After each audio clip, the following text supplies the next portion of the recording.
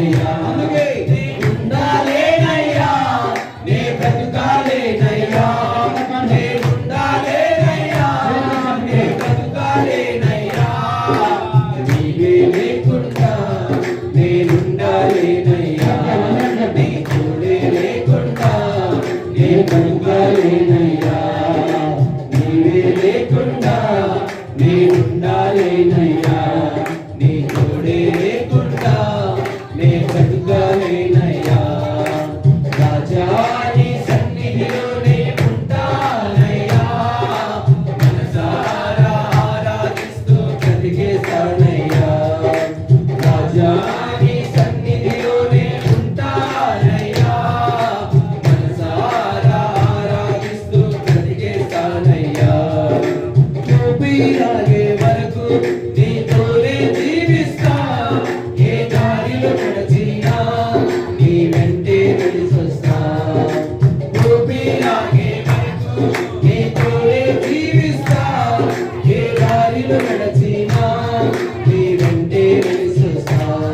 విశ్వానికి కర్త నీవే నా గమ్యము, నీ బాటలు నడుచుట నాకెంతో ఇష్టము. విశ్వానికి కర్త నీవే నా గమ్యము, నీ బాటలు నడుచుట నాకెంతో ఇష్టము.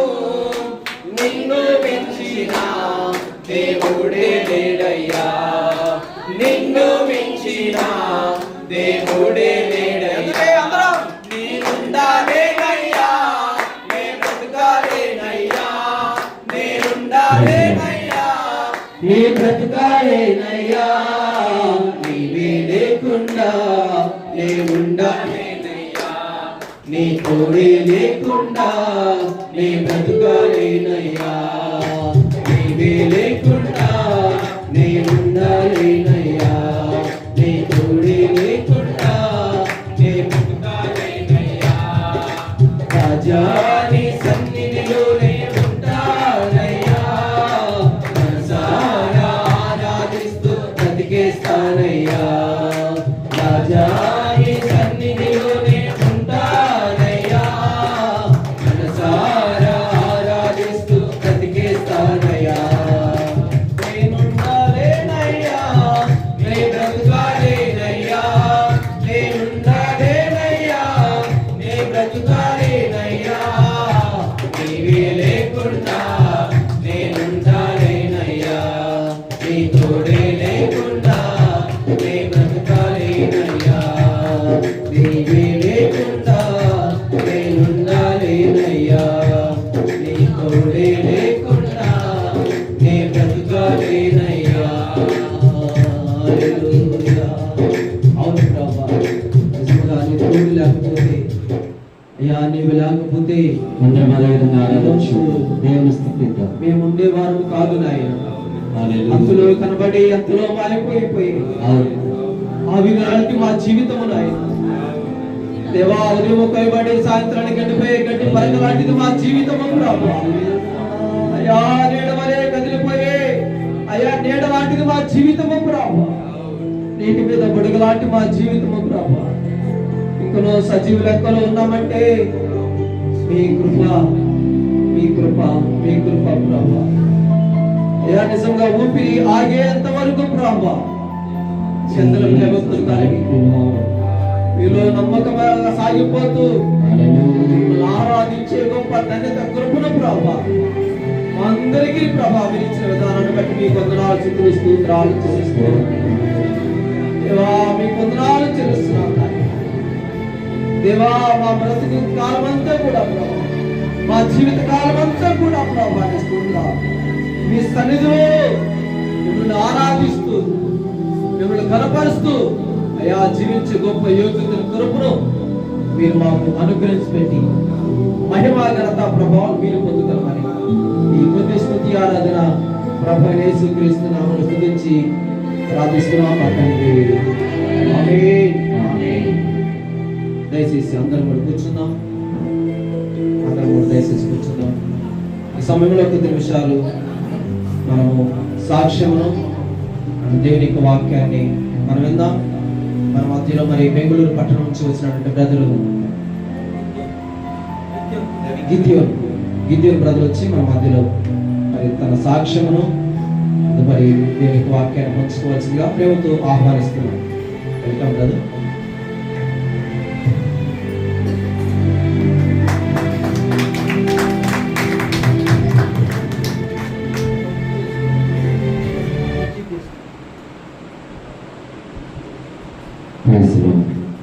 హల్లెలూయా, హల్లెలూయా. దేవునికి మహిమ కలుగును గాక. చక్కగా దేవుని స్తుతించి ఆరాధించి ఆయన కనపరచడానికి దేవుడు మరొక సమయాన్ని మనకు అనుగ్రహించి ఉంచుండగా ఆ దేవాది దేవునికి నేను మహిమ ఘనత ప్రభావం చెల్లిస్తూ అదే రీతిగా కూడి వచ్చినటువంటి దేవుని బిడ్డలందరికీ కూడా నా ప్రత్యేకమైన వందనాలు తెలియజేస్తున్నాను. హల్లెలూయా. బాగున్నారండి? బాగున్నారు అందరూ? నిన్నటి నుంచి చూస్తానే ఉన్నారు కదండి, మళ్ళా బాగున్నారా అని అడుగుతున్నారంటారా? ఎందుకు అడుగుతానంటే, బాగున్నారా అనే ప్రశ్నకి బాగున్నాము అనే సమాధానం చెప్తున్నాం కదా, అది దేవుని మహాకృప అయింది. హల్లెలూయా. చాలా మంది బాగోలేదు. ఈ క్షణం బాగున్న వాళ్ళు మరో క్షణము ఏమైపోతున్నారో తెలియట్లేదు. కానీ దేవుని మహాకృప ఉదయకాల సమయం నుంచి అనేక పనులలో అనేక వ్యవహారాలలో దేవుడు మనకి క్షేమాన్ని ఇచ్చి ఈ రాత్రి కాల సమయంలో ఇటు రీతిగా ఆయన సన్నిధిలో కూర్చొని ఆయన స్తుతించడానికి దేవుడిచ్చిన మహాకృపను బట్టి నేను ఆ దేవునికి మహిమ చెల్లిస్తున్నాను. దేవునికి స్తోత్రం. మరి విలువైన సమయాన్ని దేవుడు నాకు ఇచ్చినందుని బట్టి మరొకసారి ఆ దేవునికి మీకు నా ప్రత్యేకమైన వందనాలు. సో మంచిది, చాలా సంతోషం. జొన్నలగడ్డ ఫ్యామిలీ, జొన్నలగడ్డ మా అడ్డ. సో చాలామంది అంటే అన్న తమ్ముళ్ళు. సో ఈ విధంగా అంటే అన్న తమ్ములను మాత్రమే నేను ఇక్కడ మెన్షన్ చేయట్లేదు, కోడలను కూడా మెన్షన్ చేస్తున్నాను. అదేవిధంగా కూతుళ్ళను అల్లుళ్ళను కూడా మెన్షన్ చేస్తున్నాను. చాలా సంతోషం. మనవళ్ళు మనవరాలు అంటే 3 తరాల వరకు. సో తండ్రి తరము, కొడుకుల తరము, అదేవిధంగా 3వ తరమైనటువంటి మనమరాల తరము కూడా. చాలా సంతోషం అండి. ఇలాంటి మరి ఈ ప్రార్థన, ఈ ప్రత్యేకమైన ప్రార్థనకి నేను 2వసారి రావటం. గత సంవత్సరంలో కూడా నేను ఇదే విధమైనటువంటి ప్రత్యేక ప్రార్థనకి నేను వచ్చి ఉన్నాను. మరి ఎందుకు ప్రత్యేకంగా జొన్నలగడ్డ ఫ్యామిలీని మాట్లాడుతున్నానంటే, ఇక్కడ విశ్వాసులు ఎవరు లేరు, అందరూ మానవాళ్ళు అండ్ ఫ్యామిలీ మెంబర్సే కూర్చున్నారు. సో దేవునికి మాత్రమే మహిమ కలుగును గాక. హల్లెలూయా. ఎందుకంటే ఈ భయంకరమైనటువంటి బిజీ లైఫ్లో ప్రతి ఒక్కరు కూడా బిజీనే. వారి వారి పనులలో, వారి వారి యొక్క ఉద్యోగాలలో, వారి వారి యొక్క క్రియల్లో ఎంత బిజీ అయిపోతున్నారంటే, నిజం చెప్పాలంటే ఒకరినొకరు పలకరించుకోవడానికి కూడా సమయం సరిపోవట్లేదు. అవునా కాదండి? నిజమే కదా? ఏంటమ్మా ఏంటయ్యా ఫోన్ చేయలేదంటే, టైం యాడుందండి, టైమో యాడుందండి అనే వాళ్ళు కూడా లేరా? ఉన్నారా? ఏందయ్యా ఏంది ఎన్ని రోజులు సుమారుగా నెల రోజుల నుంచి మాట్లాడలేదంటే, టైమే సరిపోలేదండి అంటారు. కానీ దేవుని సేవకుడిగా మరి మీ మధ్యలో నన్ను ఒకడిగా దేవుడి ఇక్కడ నిలబెట్టినందుకు దేవునికి స్తోత్రాలు చెల్లిస్తూ, మరి మీ కుటుంబం ప్రత్యేకంగా ఎంత బిజీగా ఉన్నారో, ఎక్కడెక్కడ ఉన్నారో, దూర దూర ప్రాంతాలు అన్నీ కూడా పక్కన పెట్టేసుకొని, ఉద్యోగాలు, పనులు, మీ యొక్క అన్ని క్రియలన్నీ కూడా పక్కన పెట్టేసుకొని ఈ విధంగా ఇక్కడ కూడుకున్నందుకు మీ కుటుంబానికి నా తరపున గట్టిగా కృతజ్ఞతలు తెలియజేస్తున్నాను. God bless you, your family. So నిజమే ప్రియమైన వాళ్ళ, లోకంలో ఎన్నో సాధిస్తాం, మనం ఎన్నో సంపాదిస్తాం, ఎక్కడెక్కడో మంచి మంచి పేర్లు సంపాదించుకుంటాం, ఎక్కడెక్కడో ఏవేవో సాధిస్తాం. కానీ కుటుంబంతో కలిసి ముందుకు వెళ్ళడం అనేది చాలా ఆశీర్వాదం. ఎందుకంటే కుటుంబ వ్యవస్థ అనేది మనం ప్రారంభించుకుంది కాదు. నేను, మీరు, లేకుంటే మన తాతలో ముత్తాతలో నాకు ఒక కుటుంబం కావాలా, లేకుంటే నాకు పిల్లలు కావాలని మేబీ వాళ్ళు అలా ఆలోచన చేసి ఉండొచ్చు. కానీ కుటుంబ వ్యవస్థ అనేది ప్రారంభించింది ఎవరు అంటే, ఎవరండి? దేవుడైనటువంటి యెహోవా. హల్లెలూయా. చూడండి, మానవులను సృజించినప్పుడు మొట్టమొదటిగా ఆయన ఒక్కరినే సృజించాడు. మనందరికీ తెలుసు, ఆదాము అనేటువంటి ఒక వ్యక్తిని సృజించిన తర్వాత ఆయన ఏమనుకున్నాడంటే, అయ్యో మానవుడు ఒంటరిగా ఉండుట మంచిది కాదు, నాకు అది ఎందుకో ఒక లోటుగా అనిపిస్తుంది, వెలతిగా అనిపిస్తుంది అని చెప్పి ఆయనకు ఒక సహకారైనటువంటి ఒక అవ్వను తయారు చేసేసి, వారిద్దరే ఉండండి, మీరిద్దరే బాగుండండి అని చెప్పలా. అవునా అండి? మీరిద్దరే బాగుండండి అని చెప్పాడా? ఏమన్నాడంటే, వాళ్ళిద్దరిని ఒక చాట పెట్టేసి మీరు ఫలించి గొప్ప కుటుంబంగా దీవించబడండి అని దేవుడు అప్పుడు కోరుకున్నాడండి. ఆమె సో ఆ కోరిక తరతరాల తర్వాత ఈ 2025 సంవత్సరంలో ఇంత గొప్ప మహావృక్షముగా దేవుని యొక్క కోరికను నెరవేరుస్తూ కుటుంబం అంతా ఇక్కడ చేరుకుంటున్నాను బట్టి నేను దేవునికి స్తోత్రం చెల్లిస్తున్నాను. హల్లెలూయా. ఇంకొక సంతోషకరమైన విషయం ఏంటంటే, నేను కూడా ఇందులో ఒక భాగస్థుడిగా, కుటుంబీకుడిగా ఇక్కడ నిలవడం నాకు కూడా సంతోషంగా ఉంది. నిన్న దినాన సేవకుడిగా ఆహ్వానించారు, మంచిగా వాక్య పరిచయం చేశాను. నిన్నటి దినానే వెళ్ళాలనుకున్నాను నేను, కానీ పాస్టర్ గారు, అదేవిధంగా చిన్న పాస్టర్ గారు, ఏంటండి పాస్టర్ గారు వెళ్ళిపోతారా, మరి మా ఫ్యామిలీ ఆ ప్రేయర్ కూడా మీరు ఉండరా అని అడిగారు అన్నమాట. సో ఫ్యామిలీ ప్రేయర్లో నన్ను కూడా మరి నిలబెట్టుకున్న విధానాన్ని బట్టి కూడా నేను దేవుడికి స్తోత్రాలు చెల్లిస్తున్నాను. మరి సాక్ష్యం అంటే గత దినాల్లో కూడా చాలాసార్లు నేను సాక్ష్యం చెప్పాను. మరి దేవుడు నమ్మకమైన వాడు, ఆయన నమ్మిన వారిని ఎన్నడూ కూడా ఆయన చేయి విడిచే దేవుడు కాదు. కొన్ని సమయాలు, కొన్ని కాలాలు దేవుడు వారి జీవితాల్లో నిర్ణయించుంటుంటాడు. అంతవరకు మనం ఏం చేయాలంటే దేవుని దగ్గర కనిపెట్టుకొని ఉండాలి. సడన్గా అన్నీ జరిగిపోవాలంటే ఏవి కూడా జరగవు ప్రియమైన వాళ్ళు. మరి నా జీవితంలో కూడా అలానే జరిగింది. ఇది నా సాక్ష్యం. హల్లెలూయా. చాలండి నా సాక్ష్యం చాలా. సో దేవుడు ఎక్కడో ఉన్నటువంటి నన్ను సో ఒక అన్యుడిగా పుట్టి లోకంలో జీవిస్తూ 11 సంవత్సరాల వయసులోనే భయంకరమైన త్రాగుడు అలవాటు నేర్చుకొని, తల్లిదండ్రులు ఇరువురు లేరు, అక్క తమ్ముళ్ళు, అన్న చెల్లి, నేను ఇంతమందిని చూసినప్పుడు నాకు చాలా సంతోషం అనిపించింది. ఎంత అన్యోన్యంగా ఉన్నారు, దేవునికి మహిమ కలుగును గాక. హల్లెలూయా. ఎంత ప్రేమ కలిగి ఉన్నారు, ఎంత ఒకే ఆలోచనలో ఉన్నారు. నిజంగా చెప్పాలంటే నేటి దినాల్లో నేను చూసిన వాడు అంటే మిమ్మల్ని మీ మధ్యలో మిమ్మల్ని పొగుడుతున్నాడని మాత్రం అనుకోవద్దండి. దేవుని ఆత్మ ద్వారా, దేవుడు ఇచ్చినటువంటి ఆ నడిపింపు ద్వారా మాట్లాడుతున్నటువంటి మాటలేవి. సో చాలా మంది ఎలా ఉన్నారంటే, అన్న తమ్ముళ్ళలోనే ఒకరు బాగుపడితే తమ్ముడు ఓర్చుకోలేడు, అన్న ఓర్చుకోలేడు.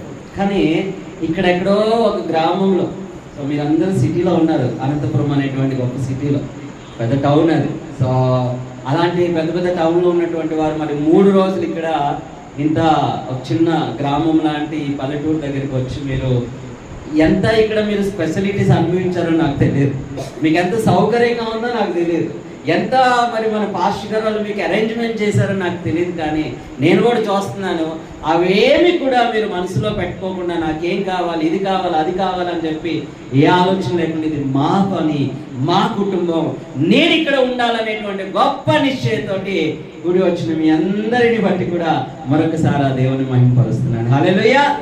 ఈ ఐక్యత అనేది చాలా ఇంపార్టెంట్ అండి. అంత దినాలు నిజమే, మన వ్యక్తిగత విషయాల కొరకు మనము వెళ్తూ ఉంటాం, చాలా సంతోషం. కొంతమంది పల్లెటూరులో ఉంటారు, కొంత టౌన్కి వెళ్తారు, ఇంకొంతమంది టౌన్కి వెళ్తారు. మరి దేవుని చిత్తం అవుతే మా అభిషేక్ బ్రదరు వచ్చే దినాలు ఫారెన్ వెళ్తారని చెప్పి మాకు న్యూస్ తెలిసింది. సో ఫారెన్ వెళ్తే మమ్మల్ని మర్చిపోరు.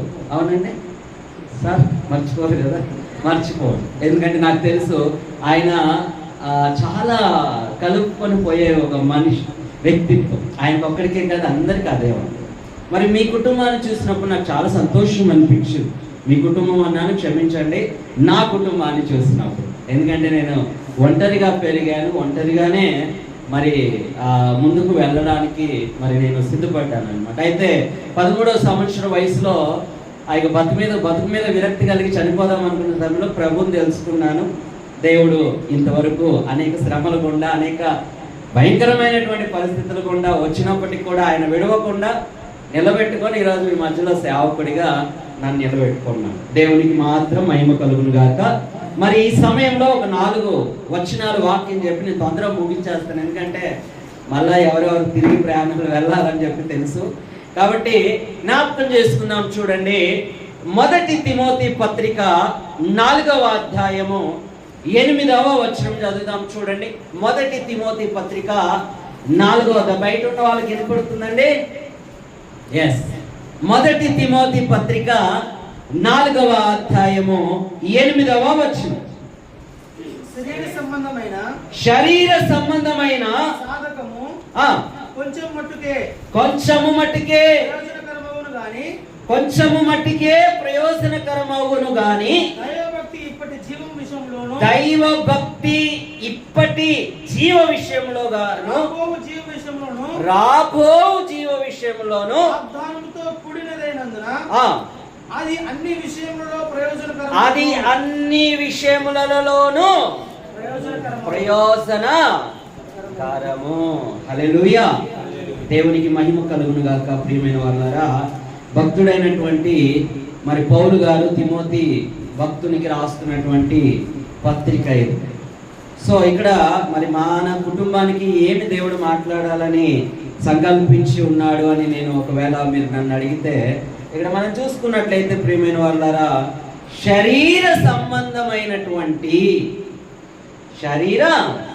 సంబంధమైనటువంటి సాధకము అంటే మన యొక్క పనులు, ప్రియమైన వాళ్ళ మన యొక్క ప్రయత్నాలు, ఇవన్నీ కూడా సంపాదన, లేదంటే దాచిపెట్టుకోవడం, నిలబెట్టుకోవడం, లేదంటే మనం ఏమంటే సెటిల్ అవ్వడం అంటారు కదా, ఇవన్నీ కూడా ఏమని రాయబడి ఉందంటే అక్కడ కొంచెము మట్టుకే ప్రయోజనకరమైనవి. ఆమె అవి ఎంత మటుకు ప్రయోజనకరమైనవి? కొంచెం మట్టుకే. అంటే ఏంటంటే మన జీవితం కొరకు, మన బిడ్డల కొరకు. చాలా సంతోషం, అందరం కూడా ఏదో ఒక రంగంలో స్థిరపడిపోయాం. చాలా మంది, కొన్ని కుటుంబాలు చెదరపోయినటువంటి కుటుంబాలను కూడా మనం చూస్తున్నాం ఈ దినాలలో. కానీ దేవుని ప్రేమను బట్టి నేను నమ్ముతున్నాను, మరి మీ పితరులు అంటే మన పాస్టర్ జోసెఫ్ గారి యొక్క నాన్నగారు ఉన్నారు చూడండి, వాళ్ళ నాన్నగారు వాళ్ళు మంచిగా దేవుళ్ళు బలంగా ఉన్నారు కాబట్టి మనం కూడా అదే విశ్వాసంలో ముందుకు సాగలుగుతున్నాం. హల్లెలూయా. అంటే విత్తనం అనేది మంచిదైతే చెట్టు కూడా మంచిదే, ఫలము కూడా మంచిదే అవుతుంది. దేవునికి స్తోత్రం. హల్లెలూయా. కాబట్టి ఆ కాలంలో మరి వారికి ఎవరు సువార్త చెప్పారు, వారు ఎలా ప్రభువుని తెలుసుకున్నారో మనకైతే తెలియదు. కానీ ప్రియమైన వాళ్ళారా, వారు దాంట్లో గట్టిగా నిలబడబట్టి ఈరోజు నేను, మరి మీరు, ముఖ్యంగా ఇక్కడ కూర్చున్నటువంటి సేవకులు కూడా మేము క్రైస్తవులము, మేము దేవుని సేవకులమని ఘనంగా చెప్పుకోగలిగేటువంటి ఒక గొప్ప సాక్ష్యాన్ని దేవుడు మనకు అనుగ్రహించి ఉన్నాడు. హల్లెలూయా. దేవునికి మహిమ కలుగును గాక. అయితే ఇక్కడ చూసుకున్నట్లయితే దేవుని వాక్యంలో ఏమని మాట్లాడుతున్నాడంటే, ఈ శరీర సంబంధమైనటువంటి యొక్క సాధనములన్నీ కూడా స్వల్పకాలమే, అంటే నిష్ప్రయోజనం, లేదంటే అవి కొంచెము మట్టికే ప్రయోజనకరమైనవి. అయితే ఏంటివి ప్రయోజనకరమైన? చాలా చాలా దూరాలు ఉన్నాం మనందరం కూడా. కొంతమంది ఇప్పుడు మన స్వీటీ కదా, స్వీటీ ఇక్కడ లేదని కేరళలో ఉందని చెప్పి తెలిసింది. కేరళలో ఉన్నారంటే దూర ప్రాంతాల్లో ఉన్నారు, గుంటూరు, అనంతపురము, మరి కదిరి, ఇక్కడ. అయితే ఇక్కడ నేనేమని మనం చెప్పడానికి ఇష్టపడుతున్నానంటే, ఈ కొంచెము మట్టుకే ప్రయోజనకరమైన వాటి గురించి కాకుండా కూడా మనకు జీవితకాలమైనటువంటి ప్రయోజనకరమైన, అక్కడ ఒక మాట రాయబడి చూడండి, జీవము విషయములోను, ఇప్పటి జీవ విషయములోను, అదేవిధంగా రాబోవు జీవము విషయములో ఒక ప్రాముఖ్యమైనది ఉందంట. అదేంటంటే దేవుని యందు భక్తి. హల్లెలూయా. ఏంటంటే దేవుని యందు భక్తి. చాలా సంతోషం. ఈ విధంగా కూర్చొని మరి నేను ఇంతవరకు అడగల పాస్టర్ ప్రేమ్ కుమార్ గారిని, ఎందుకయ్యా ఇదే టైంలో మీరు కుటుంబం అంతా ఇక్కడ కూడుకుంటారు అని చెప్పి నేను అడగల. మరి ఏమన్నా స్పెషల్ ఏమంటారు ఒకేషనా, లేదా చర్చ్ ఆనివర్సరీనా, అసలు ఏంటి కారణం అనేది నేను తర్వాత అడుగుతాను. నేను మధ్యాహ్నం అక్కడ కూర్చున్నప్పుడు నాకు అదే తట్టింది. పోయిన సంవత్సరం ఇదే టైంకి పెట్టుకున్నారు, అందరూ వచ్చారు. ఈ సంవత్సరం కూడా పెట్టుకుంటున్నారు, అందరూ వచ్చారు.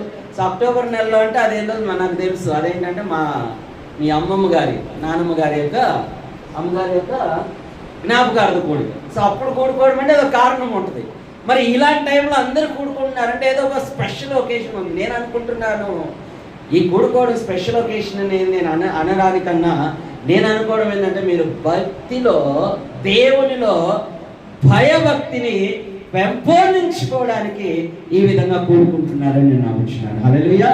అదేంటండి ఆ కూడుకోవడం యొక్క ముఖ్య ఉద్దేశం ఏంటి? అది ప్రయోజనకరమైనది. ఆమేన్. ఏంటంటే అది ప్రయోజనకరమైన కూడిక ఇది. సో నేను చూశాను, నిన్నటి నుంచి గమనిస్తానే ఉన్నాను. ఎవరి పనులు వాళ్ళు చేసుకుంటున్నారు, ఒకరి మీద ఒకరు వేసుకోవట్లా. నువ్వు చేయి, నేను చేయి, నేనెందుకు చేయాలి, నువ్వెందుకు చేయాలని ఎవరు చేయట్లేదు. నాకు చాలా చాలా సంతోషం అనిపించింది. కష్టమే భారమే, ఓపిక ఉండాల. కానీ ఆ రెండు కొంతమంది ఏం చేస్తారంటే అవకాశం దొరికినా కూడా దాన్ని వినియోగించుకోలేదు. కానీ అవకాశాన్ని కల్పించుకొని మరి దాంట్లో పాలు పంచుకోవడం అనేది అది గొప్ప ఆశీర్వాదం. ఆమేన్. ఆశీర్వాదకరమైన కుటుంబముగా మీ కుటుంబాన్ని దేవుడు పెట్టినందుకు, మన కుటుంబాన్ని దేవుడు పెట్టినందుకు నేను మరొకసారి దేవునికి స్తోత్రం చెల్లిస్తున్నాను. హల్లెలూయా. అయితే ఇక్కడ చూసుకున్నట్లయితే భక్తి అంట ప్రియమైన వాళ్ళారా, అదేమైందంట ప్రయోజనకరమైనది. సో ఎక్కడున్నారో ఎక్కడెక్కడ ఉంటున్నారో తర్వాత సంగతి, కానీ ఇది మాత్రం గుర్తుపెట్టుకోండి. మేము దేవుని యందు భయభక్తులు కలిగి జీవించాలి. మా కుటుంబం దేవునికి సంబంధించింది, మా బిడ్డలు దేవునికి సంబంధముగా ఉండాలి. మేమందరం కూడా ఆయన ఏర్పరచుకున్నటువంటి ఒక జనాంగం అనేది మనం ఎప్పటికి కూడా జ్ఞాపకం చేసుకోవాలి, మర్చిపోకూడదండి. ఇలా కూడుకోవడం అనేది కూడా చాలా ఆశీర్వాదకరం. రాబోయే దినాల్లో నెలకు ఒకసారి కూడుకోండి. అదే వద్దండి మా బిజీ లైఫ్లో అంటారా, కానీ కష్టమే. అయినప్పటికీ కూడా కల్పించుకొని ఈ విధంగా ఐక్యంగా ఉండడం. ఎందుకంటే చాలా సంవత్సరాల తర్వాత ఒకరినొకరు చూసుకున్నప్పుడు ఎలా ఉంటుందండి, చాలా ప్రేమగా ఉంటుంది, చాలా గౌరవప్రదంగా ఉంటుంది, చాలా ఆశీర్వాదకరంగా ఉంటుంది. మనమంతా కూడా ఇప్పుడు అంతా టెక్నాలజీ కాలంలో ఉన్నాం. ఎక్కడున్నా కూడా వాడు పాకిస్తాన్లో ఉన్నా, ఎక్కడ ఏమంటారు అది అంతరిక్షంలో ఉన్నా కూడా వాడిని ముఖాముఖిగా చూసి మాట్లాడే టెక్నాలజీ వచ్చింది ఇప్పుడు, వీడియో కాల్. కాబట్టి అంత లోటు అనిపించట్లే మనకి. ఒకప్పుడు ఏంటంటే ఎవరన్నా మన బంధువులు ఎప్పుడో ఒక్కసారికి ఒక పేపర్ ముక్క మీద ఏం రాసేవారండి, ఉత్తరం రాసేవారు. నేను రాశాను, నాకు గుర్తు. అంటే నేను ఆ కాలం ఉండి ఉత్తరం రాసేవాళ్ళం, ఫోన్లు లేవు అప్పుడు. ఆ ఉత్తరము ఇక్కడ నుంచి అక్కడికి చేరే లోపల సుమారుగా వారం నుంచి 10 రోజులు. మన లోకల్ అయితే ఒక వారము, ఇంకా అవుట్ ఆఫ్ స్టేట్ అయితే 10 రోజులు ప్రాథమికంగా పడుతుంది. ఈ 10 రోజులకు ఆ ఉత్తరం తీసుకున్న వెంటనే మనకి ఎంత ఆనందం అనిపించింది కదండి. అక్కడ రాసే వాళ్ళ సంభాషణ, అక్కడ ఆ వ్యక్తిని చూస్తున్నట్లుగానే ఉంటుంది మనకి. అది చదువుతున్నప్పుడు మళ్ళీ వాళ్ళకి మనం రిప్లై ఎప్పటికి ఇవ్వాలి, వాళ్ళకి ఇది అందింది, మేము బాగున్నాను, మీరు ఎలా ఉన్నారని అడగాలంటే మనం ఏం చేయాలి, మళ్ళా ఉత్తరం రాయాలి. అది ఒక నెలకో 10 రోజులకో వాళ్ళకి చేరింది. అలాంటి కాలం నుంచి ఇప్పుడు ఎలాంటి కాలంకి వచ్చామని మనం కళ్ళు మూసుకొని కళ్ళు చేస్తున్నప్పుడు నువ్వేం చేస్తున్నావు, ఎట్లున్నావు, బాగున్నావా లేవా, ఈడ దెబ్బ తగిలిందా, ముక్కు మీద దెబ్బ తగిలిందా, లేకపోతే చెవులో దెబ్బ తగిలిందా అని చూసుకోగలిగే అంత టెక్నాలజీకి వచ్చు. కానీ అది మనకు అంత ప్రాక్టికల్ అయినటువంటి ప్రేమని ఇవ్వదండి. హల్లెలూయా, హల్లెలూయా. ఇస్తుందా అండి? ఎక్కడో ఉన్నటువంటి, ఇప్పుడు నాకు పాస్టర్ గారు బిర్యానీ చేశారు, మన చిన్న బాబాయ్ గారు, ఏం పేరు, శౌరయ్య గారు, చాలా బాగుంది. మా అమ్మగారికి ఫోన్ చేసి మాట్లాడాము నిన్న. ఆమె రాలేదు, ఈ సంవత్సరం ఆరోగ్యం బాగలేక రాలేదు, చాలా మిస్ అవుతుంది ఆమె. నిన్న మేము ఇక్కడ కూర్చుంటూ ఫోన్ చేసి చెప్పాము, బిర్యానీ చేశారు, చాలా బాగుందని పాస్టర్ గారు అన్నారు. వీడియో కాల్ చేసి చూపించాం. ఇప్పుడు ఆమె వీడియో కాల్లో అది బిర్యానీ చూస్తుంది, కానీ దాన్ని ఆస్వాదించగలదా అండి, దాని రుచిని చూడగలదా? ఇప్పుడు నేను పొందుకున్నటువంటి ఆ అనుభవము, మేము పొందుకున్నటువంటి ఆ రుచి, ఆ అనుభవము ఆ వీడియో కాల్లో చూస్తున్నటువంటి ఆవిడ పొందుకోగలదా? పొందుకోలేదండి. తిన్నవారికే దాని రుచి తెలుస్తుంది. హల్లెలూయా. అది తాకిన వారికే, దాన్ని తీసుకొని భుజించిన వారికే దాని రుచి కానీ, దాని అనుభవం కానీ, దాంట్లో ఉన్నటువంటి ఆ గొప్ప మాధుర్యము వారికి అర్థమవుతుంది. అలాగుననే మన కుటుంబం అంతా కూడా ఎక్కడెక్కడైనా ఉన్నప్పుడు ఆ వీడియో కాల్స్లో లేకుంటే ఏదో ఫోన్లో పలకరించుకుంటే ఆ మాధుర్యము ఎక్కువ అవుతుందని నేనైతే నమ్మనండి. హల్లెలూయా. ఈ విధంగా కలుసుకొని ఒకరినొకరు గౌరవించుకుంటూ ఒకరినొకరు ప్రేమించుకుంటూ నేను అనుకుంటున్నాను సుమారుగా ఈ 3 రోజుల ఫంక్షన్కి దగ్గర ఒక 50,000 ఖర్చు పెట్టాను. నమ్మకంగా చెప్తాను నేను. ఈ 3 రోజుల ఫంక్షన్కి అయ్యొచ్చా భాష గారు? ఖచ్చితంగా మనకేమి చెట్టుకు రాలేదులేండి, చికెన్ మటన్ అవన్నీ కూడా. అంటే ఇవన్నీ కూడా నేను నమ్ముతున్నాను. నేను అడగలేదు ఎవరిని కూడా, పాస్టర్ గారిని కూడా డిస్కషన్ చేయలేదు. అందరూ మాట్లాడుకొని అందరు ఐక్యంగా ఈ ఘనమైన కార్యాన్ని మీరు చేసుకుంటున్నారు. హల్లెలూయా. దేవుడు ఆ గొప్ప ఐక్యతని మీ కుటుంబానికి ఇచ్చినందుకు నేను ఆ దేవునికి మహిమ చెల్లిస్తున్నాను. అయితే ఇక్కడ నేను ఒక మాట మీకు చెప్పాలని ఇష్టపడుతుంది ఏంటంటే, ఆ ప్రేమను ఆప్యాయతను ఎప్పుడు కూడా చెరుపుకోకండి. అది నిలబెట్టుకోవడానికే ప్రయాసపడాలి. దేవుడు అదే మనకు నేర్పించింది, అదే మనకు చెప్తున్నది ఆయన. మీరు ప్రేమ కలిగి ఐక్యత కలిగి, ఈరోజు చూడండి పొద్దున్నే పాస్టర్ గారు అందరూ కలిసి పెట్టుకున్నారు. నాకు ఎమ్మటే మన కీర్తనలో సహోదరుల ఐక్యత కలిగి ఉండుట ఎంతో రమ్యము మనోహరం అనే వాక్యం గుర్తొచ్చింది. సహోదరులని దగ్గర తీసేసి సహోదరి మనల్ని పెట్టుకొని బాగా చేసుకుంటున్నారే వీళ్ళు. పాస్టర్ గారు ముందే చెప్పారు, మీరు ఎవ్వరు ఏ పాస్టర్ ఈ పాస్టర్ రాకూడదు, ఆ పాస్టర్ ఏ పాస్టర్ రాకూడదు, అంత మేమే చూసుకుంటున్నామని చెప్పారు. చాలా సంతోషం. ఎంత గ్రాండ్గా మరి ఉదయకాల ఆరాధన మీరు జరిపించుకున్నారు. మరి ఐక్యత నిలబెట్టుకోవడం కొరకు ఈ ప్రోగ్రాం పెట్టుకుంది. ఎందుకంటే వాళ్ళు ఆ ప్రోగ్రాం పెట్టుకుంది ఆ ఐక్యతని నిలబెట్టుకోవడానికి. ఏదో వాట్సాప్లో వాళ్ళు గ్రూపులో ప్రతిరోజు ఏదో మెసేజ్ చేసుకుంటారంట, ఒకరినొకరు వాక్యాల ద్వారా మరి పలకరించుకుంటూ బలపరుచుకుంటారంట. కానీ అది తృప్తిగా వాళ్ళకి అనిపించట్లేదు. వాళ్ళు ఒకే స్థలంలో కూడుకొని ఒకరినొకరు పలకరించుకుంటూ ఒకరినొకరు ఆదరించుకుంటూ ఒకరికొకరు ధైర్యం చెప్పుకుంటూ మన అనుభవాలు, నా అనుభవాలు, నీ అనుభవాలు అని చెప్పి ఒకరినొకరు అనుభవించారు పంచుకుంటూ వారు ఏం చేసుకున్నారంటే ఒకరినొకరు ప్రోత్సహించుకున్నారు. ఈరోజు ఎక్కడో బెంగళూరులో నేను ఉన్నాను, నాతో మీరు ఫోన్లో మాట్లాడు, కానీ నాతో దగ్గరికి వచ్చి నన్ను పలకరించి నా పరిస్థితిని తెలుసుకున్నప్పుడు అది నాకు ఎంత ధైర్యాన్ని ఇస్తుంది కదా. హల్లెలూయా. ఇదండి మీరు చేస్తున్న పని ఇక్కడ ఈరోజు. ఆమేన్. కొంతమంది మిస్ అయ్యారు, కారణాలు ఉన్నాయి, కొన్ని కారణాలు ఉన్నాయి. కొంతమంది ఉన్నారు వాళ్ళు పోగొట్టుకున్నారు. హల్లెలూయా. వాళ్ళ గురించి మనం బాధపడినా ప్రయోజనం లేదు. కానీ దేవుడిచ్చిన అవకాశం, ఈ అవకాశాన్ని మాత్రం పోగొట్టుకొని తర్వాత దాన్ని సంపాదించుకోవాలంటే అస్సలకి చేత అవుతుందండి. మళ్ళా చేత అవుతుందా? మళ్ళీ ఈ విధంగా మీరు పెడతారంటే ఒక వారం తర్వాత పాస్టర్ గారు మళ్ళీ పెట్టగలరా? పెట్టలేదు. కాబట్టి ఎన్నో పనులు ఉంటాయి, ఎన్నో అవసరతలు ఉంటాయి. కానీ వాటి అన్నింటినీ విడచి మనం ఇక్కడ కూడుకున్నాం చూడండి, అది చాలా గొప్ప ఆశీర్వాదం. అయితే ఇక్కడ భక్తి అనే మాట నేను తీసుకొచ్చాను. ఎందుకు ఈ భక్తి మనకు అవసరం? ఈ భక్తి అసలు ఎందుకు అవసరం? కుటుంబానికి ఎందుకు అవసరం?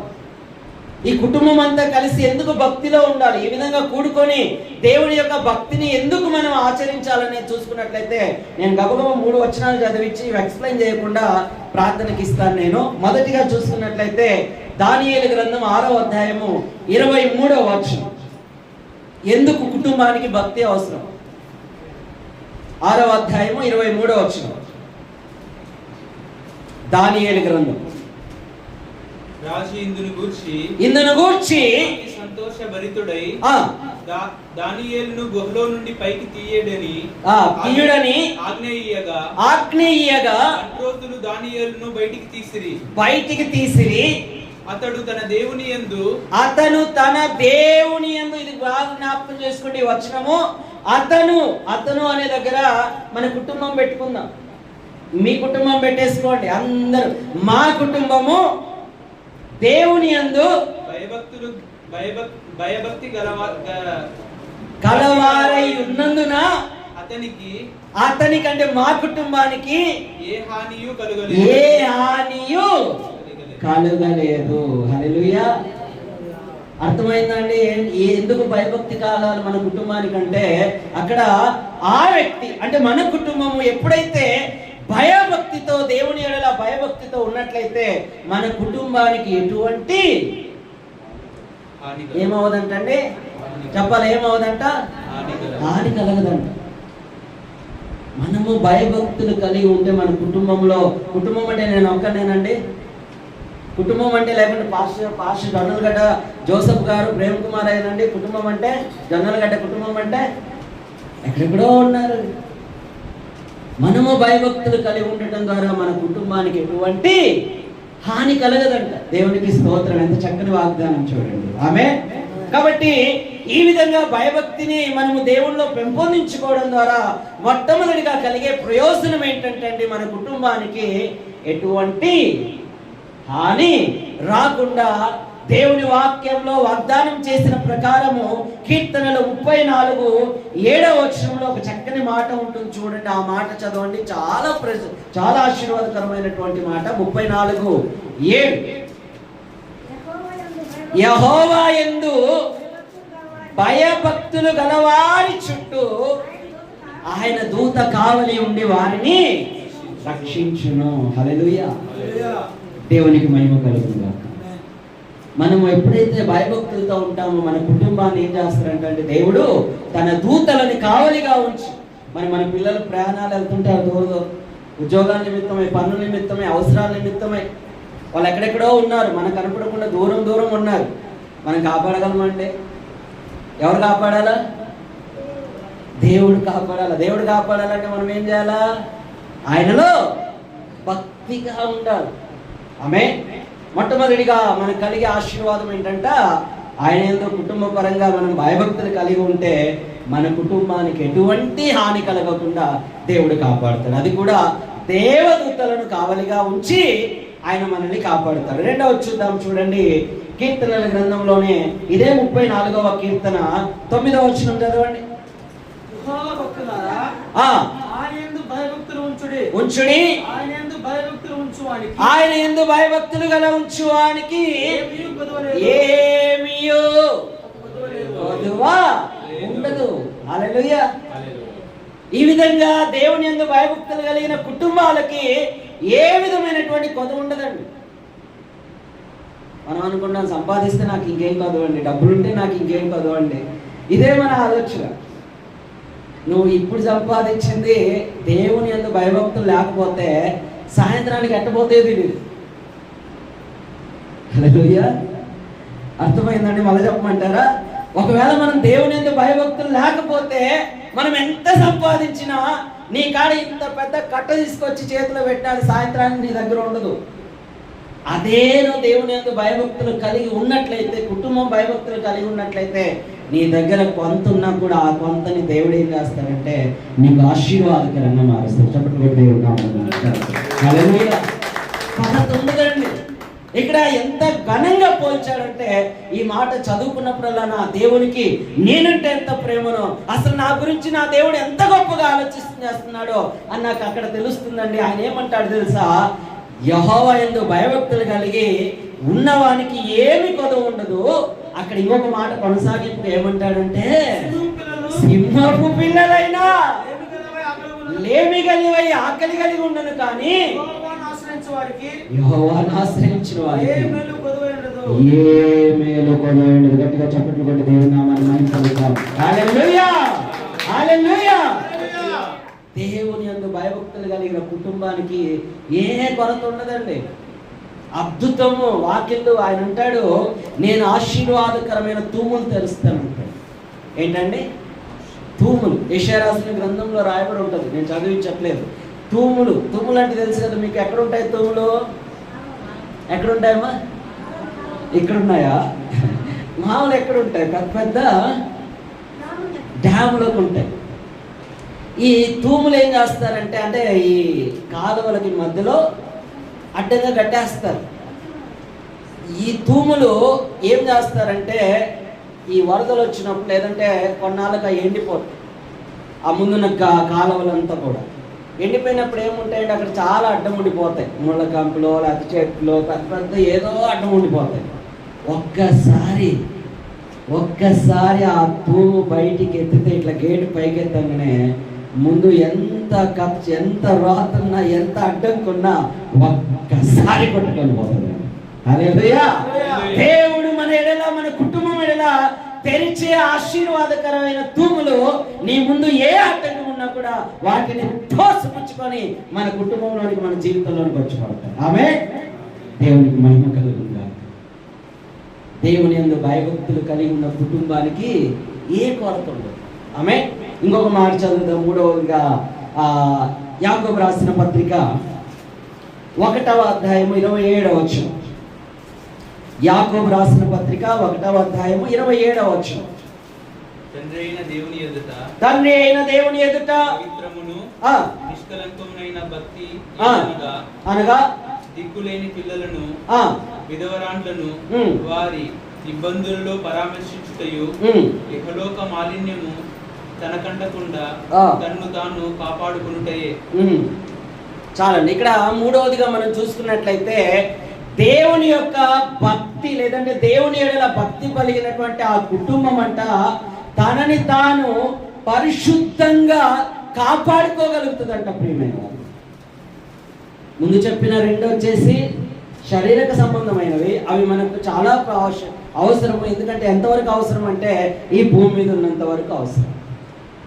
మనందరం కూడా యాత్ర ముగించుకొని వెళ్ళాలి. అక్కడ వెళ్ళాలా వద్దా? ఇప్పుడు ఇంటికి వెళ్ళాలి, తర్వాత వెళ్ళాలి, అక్కడికి వెళ్ళాలి తండ్రి దగ్గరికి. ఆ తండ్రి దగ్గరికి వెళ్ళాలి అంటే మనం ఏం చేయాలంటే మన పరిశుద్ధతను మనము కాపాడుకోవాలి. ఎప్పుడైతే మన పరిశుద్ధతను మనం కాపాడుకోగలుగుతామో అప్పుడు మనం మన పరలోక తండ్రి దగ్గరికి వెళ్ళగలుగుతాం.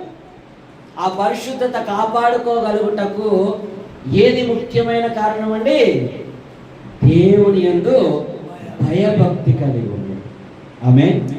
ఏ కుటుంబం అయితే ఆ దేవుని యందు భయభక్తి కలిగి ఉంటుందో ఆ కుటుంబము తన పరిశుద్ధత తను కాపాడుకోగలుగుతుంది. ఆమేన్. సో నేను నిజంగా చాలా సంతోషం. ఇంట్లో ఉన్న లాస్ట్ వాడిని మొదలుకో. లాస్ట్ ఎవరండి ఇంట్లో? ప్రిన్సీనా? ఈ ఫ్యామిలీ లాస్ట్ ఎవరండి చెప్పండి. భాష గారు ఎవరు లాస్ట్? ప్రిన్సీనే లాస్ట్. ఇంకా లాస్ట్ ఈమా మన మెయిన్ ఎవరు అంటే పెద్దోళ్ళు ఉన్నారు కదా, పిల్లలు కాదు,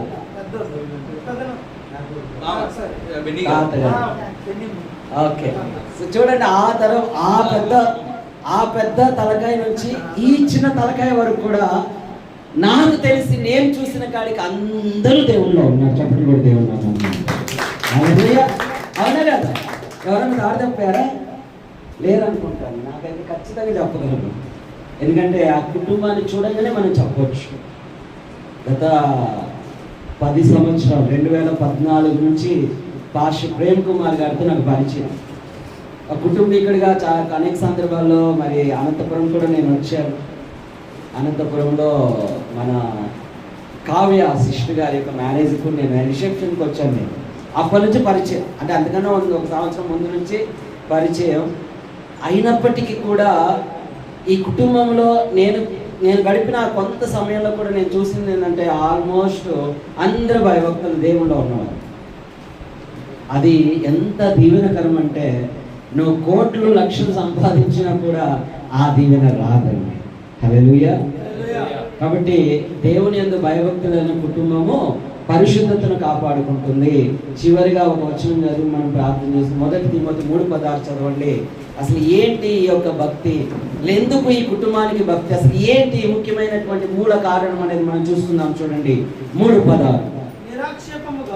నిరాక్షేపముగా చూడండి, భయభక్తిని గురించినటువంటి మర్మము చాలా గొప్పదై ఉన్నది. ఆయన సశీలుడుగా ప్రత్యక్షుడాయను. చాలండి. ఇక్కడ మనం గమనించుకున్నట్లయితే ఈ యొక్క భయభక్తి అంటే కుటుంబం అంతా భయభక్తి కలిగి ఉండటం గురించి దేవుని వాక్యము మనకి ఇంకా ఏమని చెప్తుందని చాలా గొప్ప మర్మమైనది. It's miracle. అది అర్థం చేసుకోలేక చాలా మంది ఏం చేస్తున్నారంటే ఆ భయభక్తి అంటే నేను సంపాదిస్తున్నా అన్నయ్య, తమ్ముడు నువ్వు సంపాదిస్తున్నావు, తమ్ముడు కొడుకు సంపాదిస్తున్నాడు, తమ్ముడు కొడుకు కూతురు ఇవే ఆలోచనలో ఉన్నారు. కానీ నేటి దినాల్లో చాలా మంది కుటుంబం అంతా ఎక్కడున్నా కూడా మేమందరం దేవుళ్ళో ఉండాలి, దేవుని యందు భయభక్తులు కలిగి ఉండాలని ఆలోచన కొంతమంది కలిగి లేరండి నేటి దినాలు. హల్లెలూయా. ఇది దేవుడు మనల్ని హెచ్చరిస్తున్నాడు. మనల్ని దేవుడు ఏం చేస్తున్నాడంటే ఈ వచనం ద్వారా ఆయన యొక్క ఉన్నతమైనటువంటి ఉద్దేశాన్ని మనకు తెలియజేస్తున్నాడు. మనం ఎక్కడైనా ఉన్నప్పటికీ కూడా ఆ దేవుని యొక్క భయభక్తులు కలిగి ఉంటే ఆ దేవుని యొక్క భయభక్తులు కలిగిన కుటుంబాన్ని మొదటిగా ఏం చేస్తాడంటే దేవుడు చెప్పాలి, అందరూ ఏం చేస్తాడంటే మొట్టమొదటి ఏం చేస్తాడంట, కాపాడుతాడు. రెండవది ఏం చేస్తాడండి, కొదువు లేకుండా పోషిస్తాడు, ఏ కొదువు లేకుండా చూసుకుంటాడు. మూడవది పరిశుద్ధతలో నిలబెట్టి కాపాడుకొని ఆ యుగంలో కూడా లేకుంటే రాబోయే ఆ కాలంలో కూడా మనల్ని ఆయన జ్ఞాపకం చేసుకుంటాడు. దేవునికి మహిమ కలుగును గాక. మరి ఈ మాటల ద్వారా దేవుడు ఈ ప్రీతికరమైనటువంటి కుటుంబాన్ని, అదేవిధంగా ఈ కుటుంబంలో పాలుభావిస్తున్నటువంటి నన్ను కూడా దేవుడు ఆశీర్వదించని దేవునికి మహిమ కలుగును గాక. ఆమేన్.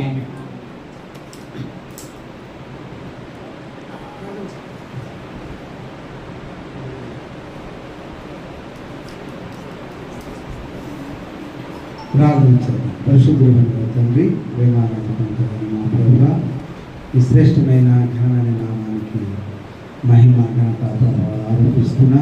చేరుకున్న మమ్ములను దాసులను, మనకు వాక్యం చెప్పిన దాసులను, చేరుకుని వచ్చిన మనందరిని బట్టి మీకు వందనాలు.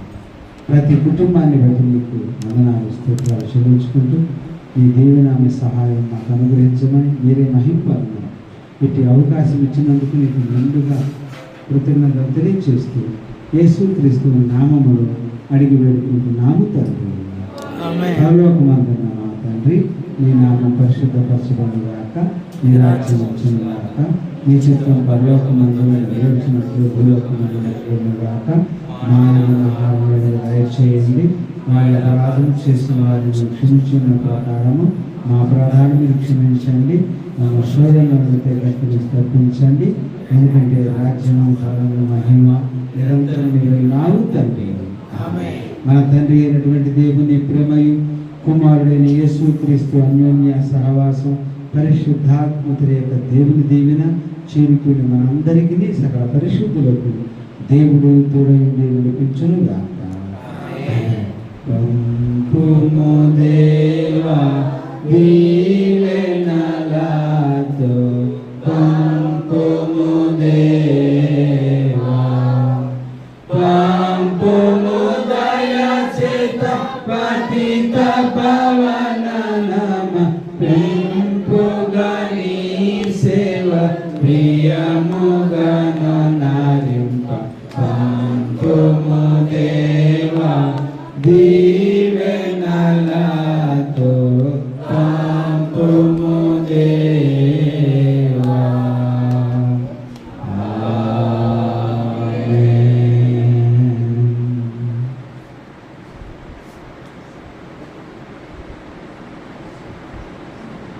అందరికీ వందనాలు.